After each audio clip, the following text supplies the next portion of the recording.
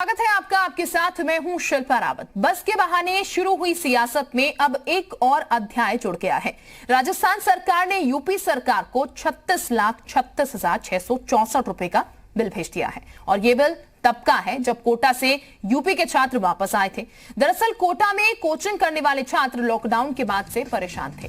मुख्यमंत्री योगी आदित्यनाथ ने बच्चों को वापस बुलाने का फैसला किया और यूपी सरकार ने 560 बसें कोटा भेज दी। ये बसें 10,000 बच्चों को लाने के लिए भेजी गई थी, लेकिन कुछ और छात्र बच गए, लिहाजा राजस्थान राज्य परिवहन निगम ने 70 बसें किराए पर दी। इस दौरान वहां के ट्रांसपोर्ट विभाग ने डीजल भराने की मांग की। यूपी सरकार ने बाद में पेमेंट करने की बात की, लेकिन एक नहीं सुनी गई। इसके बाद राजस्थान की अशोक गहलोत सरकार ने 70 बसें के बदले 36 लाख रुपए से ज्यादा का बिल यूपी सरकार को थमा दिया है। हालांकि यूपी सरकार 19 लाख रुपए से ज्यादा राजस्थान सरकार को भेज चुकी है। तो ये आपको बता दें, कोटा में जब बच्चे फंसे हुए थे उत्तर प्रदेश के, उस वक्त बसेस जब कम पड़ी तो राजस्थान परिवहन की बस वहां से ली गई और उसी दौरान उन बच्चों को वहां से लाया गया। लेकिन अब राजस्थान सरकार द्वारा एक बिल अच्छा खासा यहां पर भेज दिया गया है। 36 लाख से ऊपर का ये बिल यूपी सरकार को भेजा गया है। इसी को लेकर अब तमाम सियासत गर्माती भी नजर आ रही है, क्योंकि बसों का इंतजाम यहां पर कांग्रेस की तरफ से किया गया था, जो दावा कांग्रेस का था, जिस दावे को यूपी सरकार की तरफ से गलत भी ठहराया गया था कि इतनी बसेस ठीक नहीं है, इतनी बसेस में ये तमाम दिक्कतें जो है वो प्रेस कॉन्फ्रेंस करके उसकी जानकारी जो है दी गई थी। लेकिन अब ये कहा जा रहा है कि किराया जो है वो मनमाना वसूला जा रहा है। ये विपक्षी पार्टियों की तरफ से भी आरोप लग रहे हैं और 36 लाख रुपए का बिल थमाया गया है। लेकिन ये आपको बता दें कि 19 लाख तकरीबन यूपी सरकार जो है वो पहले ही दे चुकी है राजस्थान सरकार को। 19,76,686 रुपए चुकाए जा चुके हैं। आरटीजीएस के माध्यम से धनराशि का भुगतान किया गया है। तो उत्तर प्रदेश में बस पॉलिटिक्स से ये एक और अध्याय है जो कि जुड़ चुका है।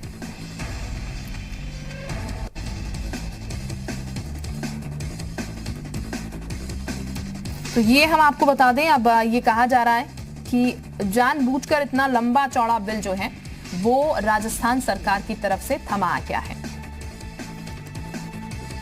तो जिस दौरान बच्चे राजस्थान में फंसे हुए थे, उसी दौरान जो बसेस भेजी गई थी, उन बसेस के कम पड़ने पर, क्योंकि और भी बच्चे थे जो वहां पर फंसे हुए थे, उनको लाने के लिए यूपी सरकार की तरफ से राजस्थान परिवहन की जो बसेस थी उनको लाया जा सके।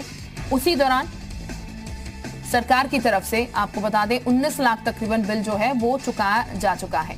लेकिन 36 लाख का एक बिल जो है अब यूपी सरकार को भेजा गया है राजस्थान सरकार की तरफ से, जिसको लेकर पॉलिटिक्स गरमा रही है। तमाम तरीके की बातें सामने आ रही हैं, बीजेपी की तरफ से, मायावती की तरफ से भी और कांग्रेस की तरफ से तो बिल भेज ही दिया गया है। तो 36 लाख रुपए का बिल है और बीजेपी और कांग्रेस के बीच दूसरे चरण की पॉलिटिक्स अब ये कह सकते हैं होती हुई नजर आ रही है, क्योंकि राजस्थान सरकार ने जो बिल भेजा है उसको लेकर तमाम बातें जो हैं वो होने लगी हैं।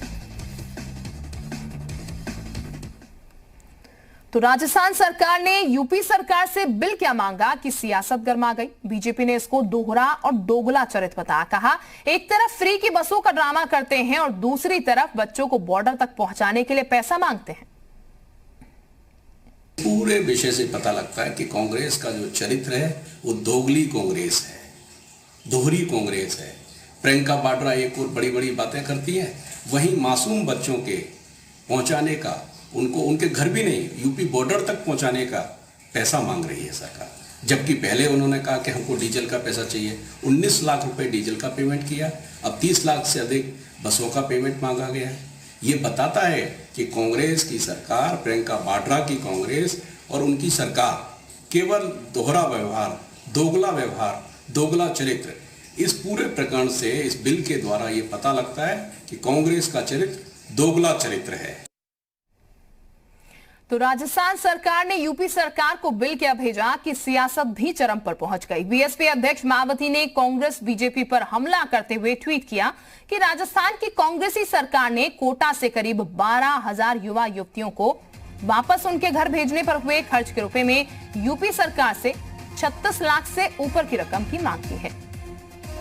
वो उसकी कंगाली और अमानवीयता को प्रदर्शित करता है। दो पड़ोसी राज्यों के बीच ऐसी घिनौनी राजनीति अति दुखद कांग्रेसी राजस्थान सरकार एक तरफ कोटा से यूपी के छात्रों को अपनी कुछ बसों से वापस भेजने के लिए मनमाना किराया वसूल रही है, तो दूसरी तरफ अब प्रवासी मजदूरों को यूपी में उनके घर भेजने के लिए बसों की बात करके जो राजनीतिक खेल खेल रही है, ये कितना उचित है और कितना मान्य है।